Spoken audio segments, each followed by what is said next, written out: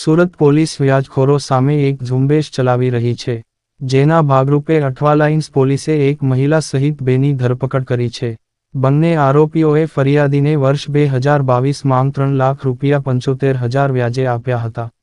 જેમાં ફરિયાદીએ વર્ષ 2022ની અત્યાર સુધી આરોપીઓને ₹9,67,000 આપ્યા હતા.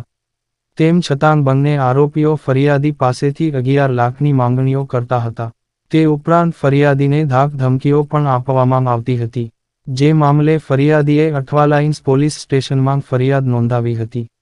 सूरत सिटी के अठवा पुलिस स्टेशन की हद में एक रवि ठक्कर नाम के फरियादी ने आके बताया कि उसने ब्याज पे पैसा लिया था अपनी सास से और सास के भाई से, और उन लोगों ने, जो सास के भाई हैं उनका नाम जिगर भाई, लाला भाई सांदरनी, ये महादेव मंदिर की गली में अंबाजी रोड वाड़ी फड़िया सूरत में रहते हैं, और इनकी जो सास है फरियादी की ज्योति बहन, वो हनुमान पोल सोनी फलिया में रहती है.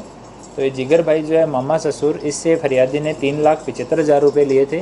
उसके बदले में 9,67,000 रुपये उसने पे कर दिए 2022 से अब तक, और 11 लाख रुपए की वो और मांगनी कर रहा था और फरियादी को धमका रहा था. उनकी सास है, उसने 2,56,000 रुपये दिए थे. उसके बदले में 4,17,000 रुपये रवि उनको पे कर चुका था, और 4,28,000 रुपये की और मांग वो कर रही थी.